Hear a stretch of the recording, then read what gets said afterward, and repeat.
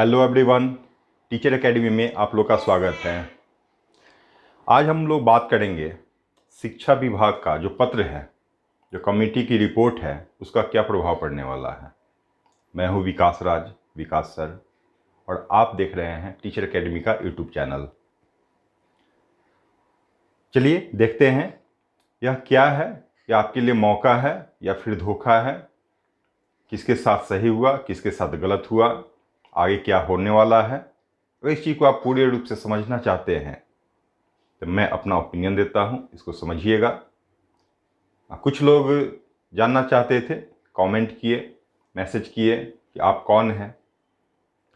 मैं आज बता दे रहा हूं, मैं कोई यूट्यूबर नहीं हूं, मैं एक टीचर हूं और एसटीईटी की तैयारी करवाता हूं, सीटेट की तैयारी करवाता हूं और ख़ुद भी +2 स्कूल में टीचर हूं। अब आप लोग से बात हमारी जो होगी वो होगी एसटीईटी पे। एसटीईटी 2012 वाले को फिर से सम्मिलित कर लिया गया। जिस दिन कमेटी का गठन हुआ था उसी दिन मैंने एक वीडियो के माध्यम से आप लोग को बताया था कि कमेटी का गठन करना है और उस कमेटी के गठन के द्वारा ऐसा ऐसा रिकमेंडेशन आने वाला है। आप लोग को लगता होगा कि आपको कैसे पता कि रिकमेंडेशन क्या आ जाएगी। मेरा कोई कमेटी से साठगांठ नहीं है। कमेटी के बारे में मेरा अनुमान इसलिए था कि जो नियमावली कहती है, जो आपका शिक्षक नियोजन नियमावली है, जो उसके द्वारा जो बोला गया, जो जिस टाइप से अभी सिनारियो चल रहा शिक्षा में, तो उसके अकॉर्डिंग अपना मेरा अनुमान रहता है कि क्या करना चाहिए क्या नहीं करना चाहिए। ऐसा नहीं कि कोई मंत्री बोल दे या मंत्री के लिए कर दे। पहले ही मैं बोल चुका हूँ कि मैं कोई यूट्यूबर नहीं हूँ कि वहाँ पे खड़ा हो जाऊँगा और देखूँगा कि हाँ आज मंत्री जी ऐसे बोले हैं तो सचिव ऐसे बोले हैं, तो हमारे मुख्यमंत्री जी आज हंसे हैं तो कुछ गेट पे चढ़ गए हैं तो वहाँ 5 लोग खड़े हैं। इस तरह का न्यूज़ देने का कोई मतलब ही नहीं है। ये टाइम पास है आपका। आप इस चीज़ को समझिए कि ये था क्या और इसमें होना क्या है। पहली बात कि एसटीईटी जो 2012 में हुई थी उसकी मान्यता जून 2019 में समाप्त हो रही थी। उसको 2 साल का एक्सटेंशन दिया गया, फिर जून 2021 में फिर वो समाप्त हो रही थी। इसी बीच में सेंट्रल का एनसीईआरटी का एक रूल आ गया, सेंट्रल के द्वारा किया गया कि जो लोग भी टीचर एलिजिबिलिटी टेस्ट में पास हुए हैं, जिसमें खासतौर पर सीटेट जो करता है सेंट्रल के द्वारा, तो उसमें लाइफ टाइम कर दिया गया। ये लाइफ टाइम मीन्स जब तक आपकी आयु बची हुई रहेगी किसी भी विभाग में जाने के लिए, प्राथमिक, उच्च माध्यमिक या किसी भी टीचिंग एग्जामिनेशन के लिए, उसमें जाने के लिए, उसके अकॉर्डिंग एसटीईटी जो है वो भी आपका इसी दायरे में आ गया। बिहार गवर्नमेंट जो है टीईटी और एसटीईटी ये दोनों की मान्यता जो है लाइफ टाइम कर दी। लाइफ टाइम करने के उपरांत अब इन लोगों को 7वें चरण में मौका मिलेगा। जो लोग मेरिट में थे, जो लोग नॉट इन मेरिट लिस्ट में थे, अब दोनों को एक बराबर करके क्वालिफाइड कर दिया गया। चाहे 2019 में आप क्वालिफाइड हो या 2012 में क्वालिफाइड हो, आप सभी एक बराबर हो गए।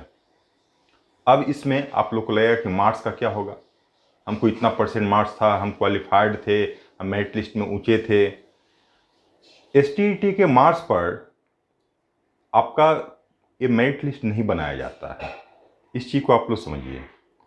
शिक्षक नियोजन नियमावली जो है उसमें जो प्रावधान है उसके अकॉर्डिंग आपका बनाया जाएगा। कुछ लोग बोलते हैं कि सर आपको पत्र का जानकारी नहीं है, कि जो लेटर निकाला गया था 19 में बहाली के इसमें एसटीईटी के एग्जामिनेशन के टाइम में, उसकी जानकारी नहीं है। जानकारी है, वो पत्र गलत था। जो हमारे यहाँ स्टूडेंट पढ़ते थे उनको पहले से पता है कि क्या प्रॉब्लम थी उसमें। ऐसा नहीं कर सकते थे। ये अलग बात है कि बीएसटीए, बिहार माध्यमिक शिक्षक संघ जो है, इसके लिए डिमांड किए हुए है 2012 से ही कि हाई स्कूल और +2 को अलग कर दिया जाए, इसको पंचायती राज व्यवस्था के तहत नहीं रखा जाए, इसको राज्य का कैडर दिया जाए और फिर इसको सेंट्रलाइज किया जाए, ताकि पटना से ही पूरी बहाली की प्रक्रिया हो और सभी की बहाली हो। लेकिन अभी तक माना नहीं गया। दो आपका 19 वाला जो लेटर था, उस लेटर में मुझे लगा कि शायद ऐसा हो सकता है, उस दिशा में कुछ कदम उठाई जाएगी। लेकिन पूरे लेटर पढ़ने के बाद मेरा मन जो है मायूस हो गया, ऐसा कुछ था नहीं। अब जो लोग क्वालिफाइड हो गए उनको टोटल को मौका मिलेगा 7वें चरण में। अब इसमें किसको फ़ायदा हुआ और किसको नुकसान हुआ? 2012 में जो अधिकतर लोग पास हुए हैं, अधिकतर की एज ही समाप्त हो रही है, उसमें कुछ नहीं किया जा सकता है। कुछ लोग कहता है कि सर मेरा एज खत्म हो रहा है, क्या होना, अब क्या होना इसका? तो ऐसा नहीं है, आपका एज का लिमिटेशन जो है वो नहीं बढ़ाया जाएगा, वो लिमिट ही रहेगा कि इतना एज तक आपकी बहाली होगी, उसमें आपका कोई छेड़छाड़ नहीं होने वाला है।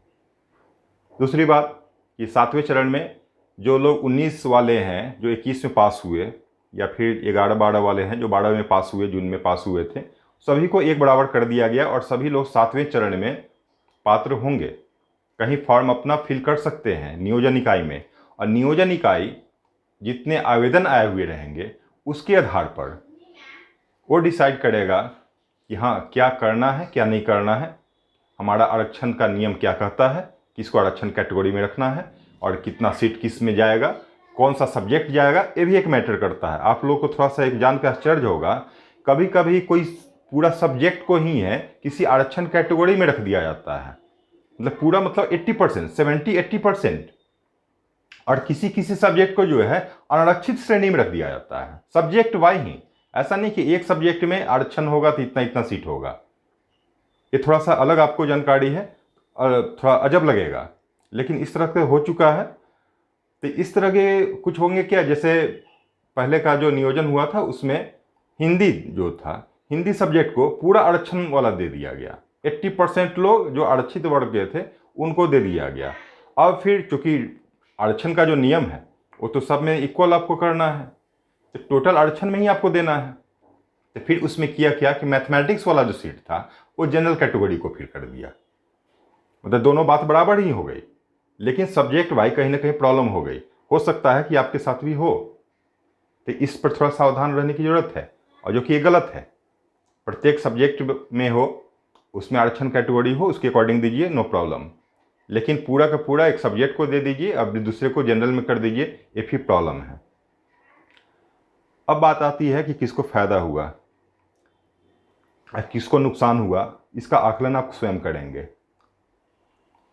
जितनी सीट थी, जितनी रिक्तियां थी, अब रिक्तियों के बाद और भी लोग उसमें जुड़ गए, 2012 वाले जुड़ गए। स्वाभाविक रूप से रिक्ति कम, और आपका मेरिट लिस्ट जो बनेगा 12 वाले के साथ बनेगा 19 वाले का। साथ में कुछ लोग इसमें, जैसे मेरी बात हुई तो मुझे पता चला कि 3 गुट बन गए थे।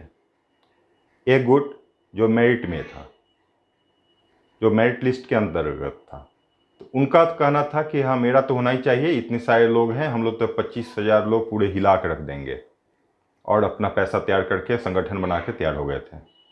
बिल्कुल सही बात है।